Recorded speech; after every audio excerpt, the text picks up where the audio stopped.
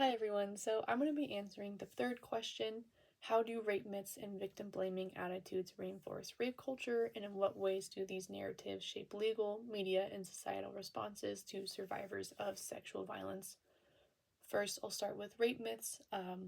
Real rape is when a woman fights back. Survivors ask for it by the way they dress or their behaviors towards individuals. Only strangers commit rape. Acquaintance rape or date rape isn't as serious, and men cannot be raped. The real rape is completely mind boggling that people believe just because someone did not fight back. It is not considered as real rape.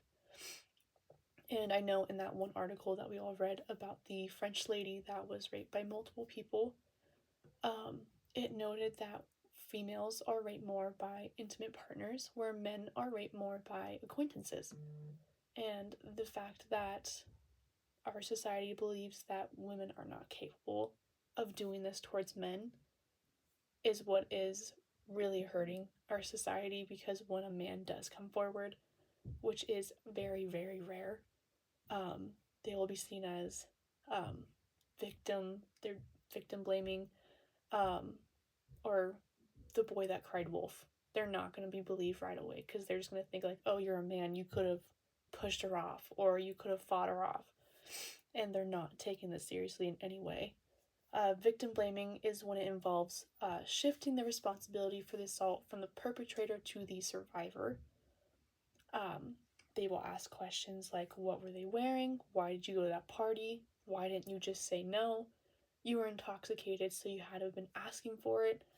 And these questions completely diminish the severity of the crime, and it places responsibility on the victim instead of the perpetrator.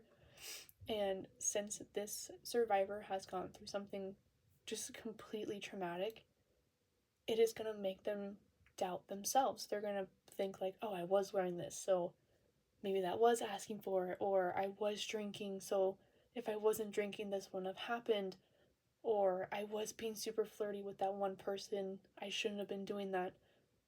And it's just going to completely just boggle their mind, and they're going to be fighting a different battle inside of their head, and it's going to make them not want to come forward and push this in court to receive justice.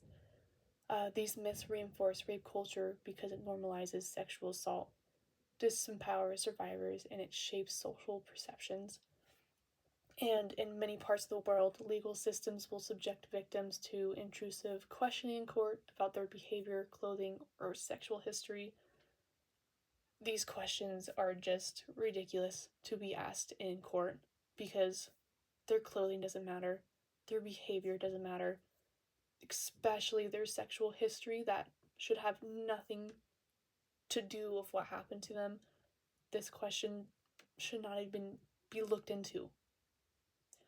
And I've seen this all over social media, and I don't know if it is a museum, but it does have items of clothing hanging up on a wall, and it will list the victim's age and their story. And it's heartbreaking because it will show every piece of clothing. It'll show a baggy t-shirt and big baggy pants. It'll show a little kid's pajamas, or it'll show a muumuu. But some of those questions the victims will ask of, why did this happen to me? Why did they do this to me? And it does show most of them that it was a family member, or it was a family friend, someone that was just super close to them that did this to them. And the fact that they are questioning themselves is truly heartbreaking, making them doubt themselves that, oh, maybe because I did this, it led up to this. And media does not help that in any way, because they will report the um, super drastic ones where maybe someone was found on the side of a curb after it happened. They will report that rather than report where it was a female with her boyfriend. So media does not help in any way in our society with that. And even in um, the news, they will talk about what she was wearing, what she was doing, if she was intoxicated.